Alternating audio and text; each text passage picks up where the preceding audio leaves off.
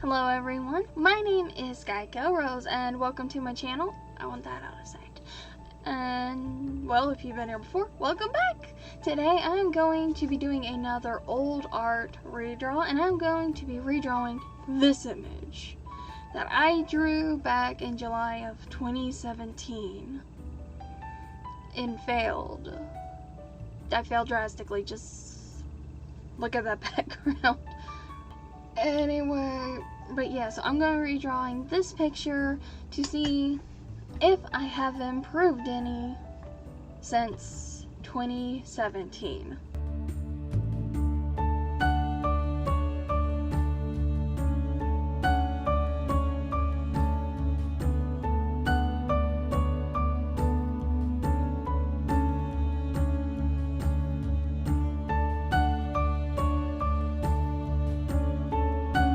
Like with my previous redraw, I used the original image to get the pose, and then I just changed up the pose a little bit more to actually make it look like she was walking, or at least trying to make it look like she was walking.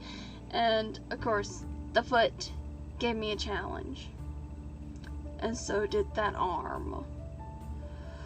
And at this point, I had already started regretting everything. I mean, of all the pictures to choose, why one with a full background that I had to redraw? Yeah.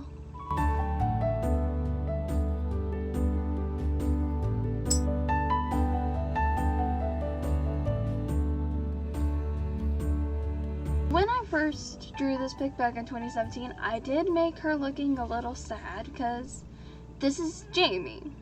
She's one of the main characters from a series I'm working on, one of the many series.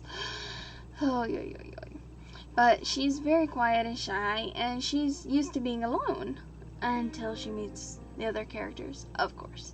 But I'm not going to go into that whole story. I might someday else, but you know, not today. Anyway, I don't really remember what I was thinking when I drew this the first time.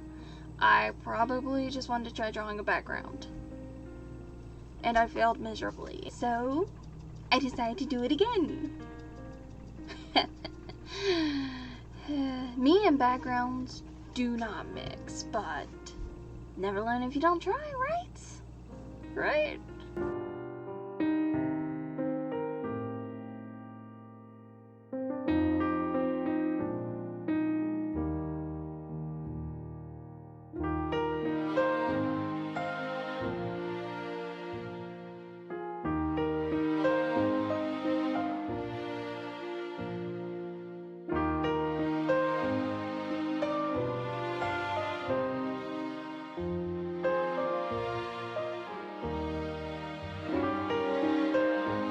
I ended up changing the scene quite a little bit. I mean, the bridge is different and the lamps are different. You know, thank goodness. Those lamps. I'm not sure what was up with those lamps in the last picture. And I decided to do 3 lamps instead of 2, make them lower instead of high above her head. So I thought I was probably going to regret that later for bringing them down so they were more her level, but turns out I didn't. And I actually like that I brought them down and made some things better, I think.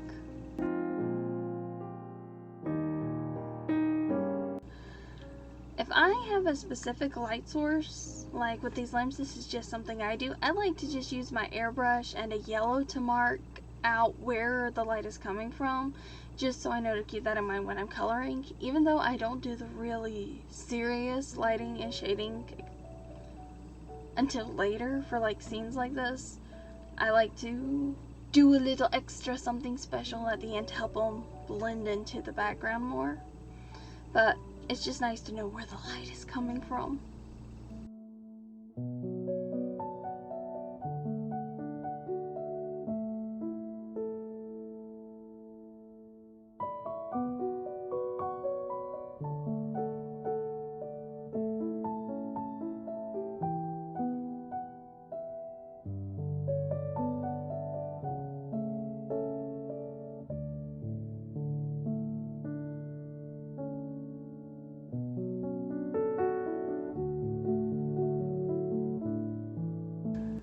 was coloring her, I tried to make her hoodie look like she'd been walking in the rain by making it, like darker and kind of splotchy where the rain would have been hitting it the most.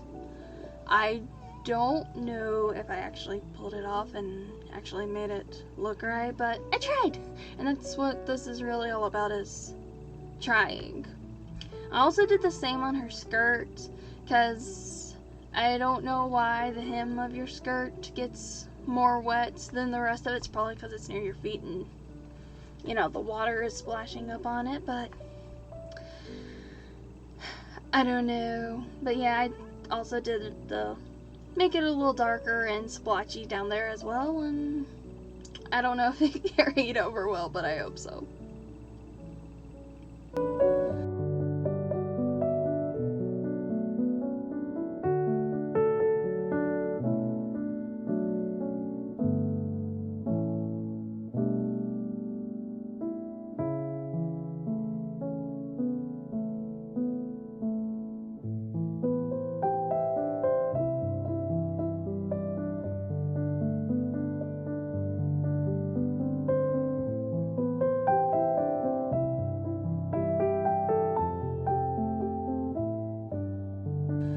Going into the background, I wanted the color to be kind of turquoisey and not so much blue and dark. It just kind of be more mystically feel. It's not so much like a sad, cold feel. I want it to be more like, well, like I said, mystically.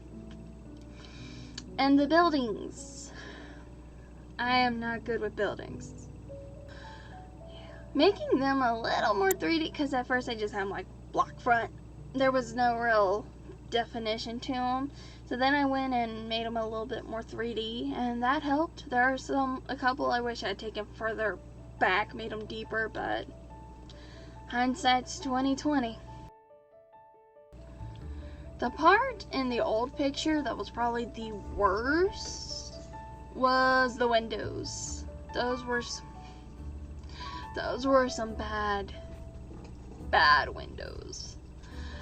So this time I made a bunch of even windows that were all the same size, and then just copied and pasted them across the buildings and resized them, and yeah, it's just stuff to make them fit and look better.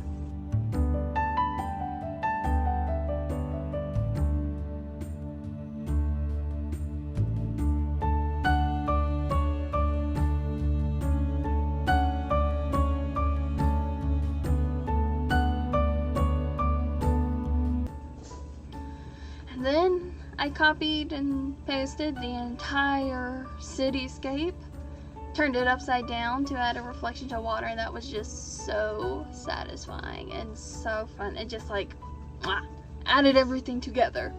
And then I decided to hide all those buildings I'd worked so hard on in fog. And it worked, I think. I mean, it does help to hide buildings that aren't great. They are definitely better than the last ones. Even though they're not perfect, but